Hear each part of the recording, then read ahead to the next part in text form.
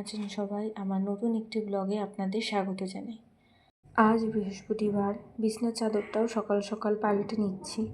বৃহস্পতিবার দিন যেন মনে হয় সমস্ত কিছু যেন একদম পরিপাটি থাকবে, চারিদিক যেন সুন্দর গন্ধ থাকবে।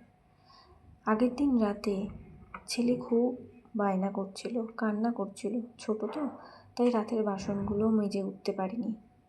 এতটাই কান্নাকাটি করছিল যে ওকে কিছুতেই রাখা যাচ্ছিল না। কি জানি, হয়তো গ্যাস হয়েছিল, পেটে ব্যথা করছিল। ওর বাবাও ওকে বাইরে দিয়ে ঘুরিয়ে নিয়ে আসলো, তাতেও কোনো কিছু কাজ হচ্ছিল না জানেন তো, সেই জন্য আর বাসন মাজতে পারিনি। যতটুকু কাজ ছিল সেইগুলো সব তাড়াতাড়ি মিটিয়ে তাড়াতাড়ি ছেলের কাছে চলে গেছিলাম ঘরে, ওকে শোয়াতে, ঘুম পাড়াতে। বাচ্চা মানুষ, সে তো সহজে ঘুমায় না, সেই জন্য তাকেও সময়টা অনেকটা দিতে হবে। তারপর সমস্ত ঘরের কাজ সেরে শুয়ে পড়েছিলাম, কারণ ছেলেকে সামলাতে সামলাতে ঘরের কাজ করতে করতে আমিও বেশ টায়ার্ড হয়ে গেছিলাম। তো সেই জন্য সকালবেলা চাপটাও খুব বেশি ছিল। রাতে বাসনটা মাজা থাকলে সকালটা অনেকটা হালকা থাকে। তো যাই হোক, বাসনগুলো মেজে নিলাম। এর আগে বিছনা চাদরটাও পাল্টে নিয়েছি। এরপর ঝাড়টা দিয়ে ঘর মুছে পরিষ্কার করে নেব সমস্ত কিছু। তারপর একেবারে স্নান সেরে পুজোয় যাব। আজ বৃহস্পতিবার।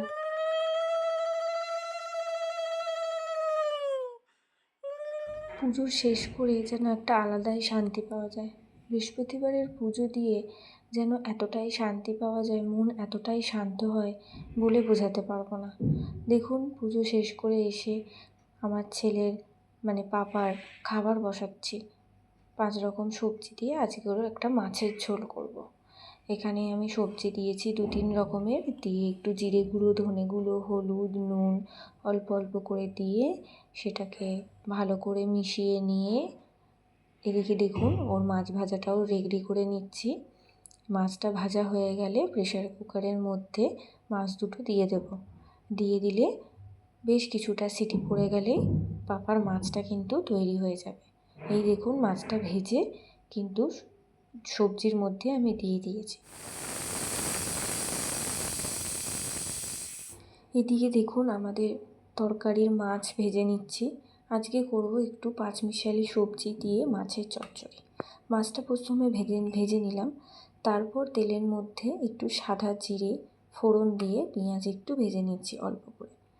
তারপর একে একে সবজিগুলো সব দিয়ে নিলাম। এর মধ্যে অনেক কিছু সবজি আছে, মিষ্টি আলু আছে, কুমড়ো আছে, গাজর আছে, তারপরে পটল আছে, চিচিঙ্গে আছে, সব রকম সবজি দিয়ে ভালো করে একটু ভাজা ভাজা করে হলুদ নুন দিয়ে একটু ভালো করে ঢাকা দিয়ে ভেজে নেব। একটু ভালো করে সবজিগুলো ভাজা ভাজা হয়ে গেলে তার মধ্যে দিয়েছি হচ্ছে জিরে গুঁড়ো, ধনে গুঁড়ো আর একটু সামান্য কাশ্মীরি লঙ্কা গুঁড়ো। তার সাথে আপনারা যারা ঝাল খান তারা লাল লঙ্কার গুঁড়ো দিয়ে নিতে পারেন। তো আমরা কাঁচা লঙ্কাটাই বেশি ব্যবহার করি। তো কাঁচা লঙ্কা দিয়ে ভালো করে নাড়াচাড়া করে ভালো করে ভাপে ভাপে কিছুক্ষণ পর পর ঢাকা খুলে নাড়িয়ে চাড়িয়ে আবার ঢাকা দিয়ে নিতে হবে। তাহলেই সবজিগুলো খুব সুন্দর সেদ্ধ হয়ে যাবে। দেখুন, আমার সবজিগুলো খুব সুন্দরভাবে সেদ্ধ হয়ে গেছে। এরপর আমি একে একে মাছের মাথাগুলো ভেঙে এর মধ্যে দিয়ে দিলাম। তারপর খুব ভালো করে মাছের মাথাগুলোর সাথে সবজিগুলো ভালোভাবে মিশিয়ে নিয়ে দরকার পড়লে একটু জলও দিতে পারেন আপনারা। আমি এখানে জল ব্যবহার করিনি, চাইলে আপনারা সামান্য জল ব্যবহার করে ঢাকা দিয়ে সবজিগুলো সেদ্ধ করতে পারেন। দেখুন, এখানে মাছের মাথাগুলো ভালো করে নাড়িয়ে চাড়িয়ে দরকার পড়লে আরও কিছুক্ষণ আপনারা ভাপে জিনিসটাকে কষিয়ে নিতে পারেন। আমি রান্নাটাও করছি খুব তাড়াতাড়ি, কারণ ছেলেকে ঘুম পাড়িয়ে রেখে রান্নাগুলো সব সারছি। আর ও ঘুম থেকে ওঠার আগে ওর খাবার, আমাদের রান্না বান্না এগুলো শেষ করতে হবে। যতটা হবে হবে, আর যতটা না হবে ও ঘুম থেকে ওঠার পর আমাকে ওকে খাইয়ে তারপর বাকি রান্নাটা করতে হবে। আর এই দিন ছিল ভীষণ গরম, রান্নাঘরে দাঁড়িয়ে এইভাবে রান্নাই করা যাচ্ছিল না। এতটা গরম পড়েছে আমাদের কলকাতায় যে কি বলবো, অস্থির অস্থির লাগছে। কিছুক্ষণ পরপরই মনে হচ্ছে যেন মাথা ঘুরে পড়ে যাব। দেখুন, এই সাইডে আবার কড়া বসিয়ে দিয়েছি। এখানে মাছের ঝোল করব, একদম পাতলা করে জিরে বাটা দিয়ে মাছের ঝোল হবে। কারণ দুদিন ধরে খুব রিচ খাওয়া দাওয়া হয়েছে আর প্রচণ্ড গরম পড়েছে বললাম, তো সেই জন্য একদম একটু চচ্চড়ি তো করছি, ওটা তো একটু রিচ হবেই। তো সেই জন্য পাশে একটু পাতলা করে জিরে বাটা দিয়ে ঝোল করব মাছের। তো মাছগুলো প্রথমে ভেজে নিয়েছি, তারপর তেলের মধ্যে একটু ফোড়ন দিয়ে আলু আর ঝিঙে দিয়েছিলাম। তো আলু আর ঝিঙে দিয়ে তার মধ্যে একটু টমেটো দিয়ে নুন দিয়ে নিয়েছি। নুন দিলে টমেটোটা একটু খুব তাড়াতাড়ি সেদ্ধ হয়ে যায়।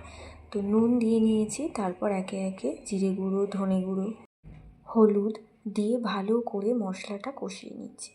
একদম হালকা পাতলা করে রান্না করব, যাতে একদম গরমে খেয়ে কারোর কষ্ট না হয়।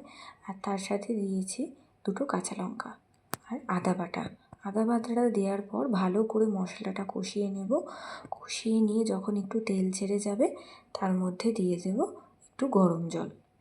গরম জলটা দিয়ে ভালো করে নাড়িয়ে চাড়িয়ে একটু ফোটার জন্য অপেক্ষা করব। যখনই ঝোলটা একটু ফুটে যাবে, তারপর ওটাকে ঢাকা দিয়ে দেবো। দেখুন আমার মাছের ঝোলও হয়ে গেল, আর এদিকে আমার ছেলেও উঠে পড়েছে, ওকেও নিয়ে খাওয়াতে বসে গেছি। এত গরম, মানে দুটো ফ্যান চলছে, তাতেও আর পারছি না।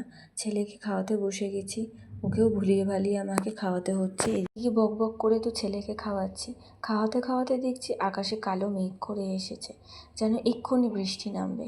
এদিকে তো ছেলেকে তাড়াতাড়ি খাওয়াতেও পাচ্ছি না। আর বৃষ্টি নামলে আমার কিছু করারও থাকবে না, ওই জামা কাপড় সব ভিজবে। কারণ বৃষ্টির মধ্যে ছেলেকে নিয়ে তো যেতে পারবো না জামা কাপড় নামাতে।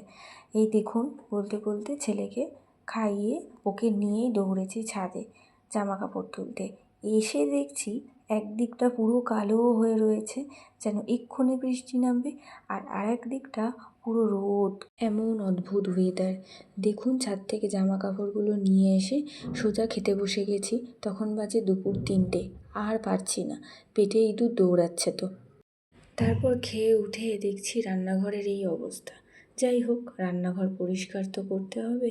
রান্নাঘর সমস্ত পরিষ্কার করে ক্লিন করে ছেলেকে নিয়ে শুতে চলে গেছিলাম, আর পারছিলাম না। তারপর ঘুম থেকে উঠে সন্ধে দিয়ে ছেলেকে একটু হেলথ ড্রিঙ্কস করে দিলাম, আমিও একটু চা খেলাম। এত খাটাখাটনির পর খুব চা মনে হয় খাওয়ার জন্য, মাথাটা ভীষণ ধরে যায়। তারপর একদিকে রাতের জন্য ভাত বসিয়ে দিয়ে ছেলে আর আমি একটু পড়াশোনা করছিলাম। তাকে চেপে ধরে কোলের মধ্যে বসিয়ে আমাকে পড়াশোনা করাতে হচ্ছে। ওই একটু বডি পার্টসের নাম, একটু এবিসিডি, ও বয়স অনুযায়ী ওর স্পিচটা একটু ডিলে, সেই জন্য সমানে ওর সাথে বক বক করতে হয়। তো চলুন আজকের ব্লগটা এখানেই শেষ করছি। আপনারা সবাই সুস্থ থাকবেন, ভালো থাকবেন। খুব তাড়াতাড়ি আরও একটা ব্লগ নিয়ে হাজির হব।